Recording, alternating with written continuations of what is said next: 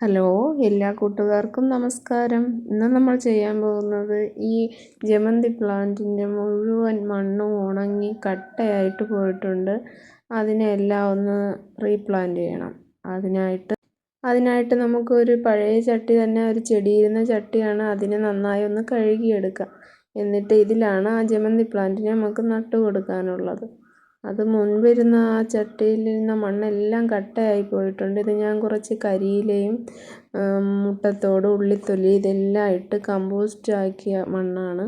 അപ്പോൾ ഈ വളമുള്ള എല്ലാ മണ്ണും കൂടെ അതിലേക്ക് നമുക്ക് നിറച്ച് കൊടുക്കാം. അതിലോട്ട് തന്നെ ആ മണ്ണിനെ എല്ലാം നമുക്ക് നിറച്ചിട്ട് ആ ജമന്തിയുടെ തൈ ഇതിലേക്ക് നട്ടു കൊടുക്കാം. അതിന് നല്ല കട്ടിയുണ്ടായിരുന്നു. ഞാൻ ഒരുപാട് വെള്ളമൊക്കെ ഒഴിച്ചതിന് ശേഷമാണ് അതിനെ ഇളക്കിയെടുക്കാൻ പറ്റിയത്.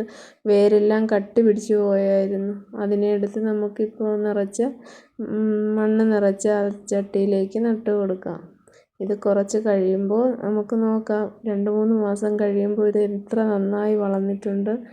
അതിൽ മൊട്ടും പൂവും ഒക്കെ വന്നതിന് ശേഷം ഞാൻ വീണ്ടും വീഡിയോയുമായി എത്തുന്നതായിരിക്കും. അപ്പോൾ എല്ലാവരും ലൈക്ക് ചെയ്യണേ, ഷെയർ ചെയ്യണേ, കമൻറ്റ് ചെയ്യണേ.